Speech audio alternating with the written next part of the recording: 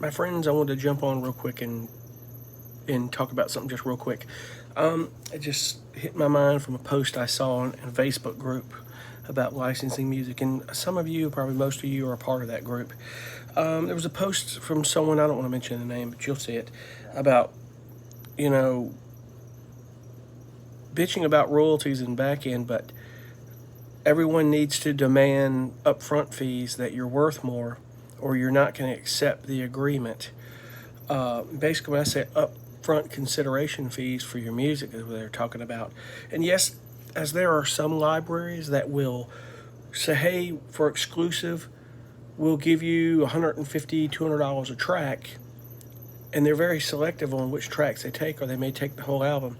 However, the majority of these people, and I'm not saying there aren't, there may be very few libraries that won't do this, but the majority, if not probably 90% or more of these libraries, they want one thing out of that deal. If they give you that upfront money, they want you to, as a partial buyout, in other words, you'll get 100% writers on this, but they want you to waive, and I mean forego, waive future sync fees. In other words, there are libraries, if you take an exclusive partial buyout, they're going to give you so much per track. But then if that thing gets licensed other than a needle drop, and there's sync fees, you'll never see those sync fees. You'll get 100% royalties if it gets placed. So let's say hypothetically your music gets placed in a commercial. It could be fairly lucrative. You could see $6,000, $7,000, $10,000 for it, or a major film. You could see more money. It just depends on the opportunity. And there are guys that have talked about this. I'm telling you, be very careful and read. This is about reading your contracts. Be very careful what you read and what you do. I have a publisher now that gives me that option. Do you want to do non-exclusive or do you want to do exclusive? Because he only wants to offer a buyout on his exclusive. So I just give him the tracks exclusive, even though it's non-exclusive, that goes in, he subpubs into, it's another library, there's two of them that I send into, but there's another, I have a few tracks with, who subpubs into Spirit Production Music. And that's okay, that's his deal. I don't want to go exclusive with a partial buyout, because if one of my tracks gets a significant sync fee I could split, I'll never see that money. I waive that legally. I told him, okay, I'll take these sync money, but think about this. Let's say you get $150 a track, and you forego any sync fees, and that track gets licensed into a commercial that you could see $5,000 to $10,000 for. And let's say it's $10,000 total, and you split it 50-50, you get $5,000 up front for that. You never would have seen that if you'd have taken $150, $200 for that track. It's what you don't know. Think about that. Because at the end of the day, we're all working for our back end, folks. The back end for the long run is going to bring us more. You got those people saying, making all these demands, don't give up your rights, and don't do that, and never give them your music if they don't give you money up front. I'm going to disagree a little bit, because in my experience, I haven't taken upfront money, very little, if any, and I've gotten placements on it, and it's growing. And I know by volume, I'll get more and more and more and more, and it will outweigh upfront sync fees. In fact, there are some tracks that I've gotten a lot more in back end that I would have gotten on those sync fees to date, a lot more.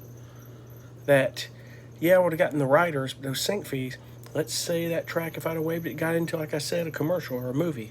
There's more money you're missing out on for the future. So why not just forego it for the long run and see where it goes? But this whole never give your rights and don't do all this and don't give up your publishing. Here's another thing. If you're new to this business, publishers take 100% of the publishing, because you're not paying them to sell your music.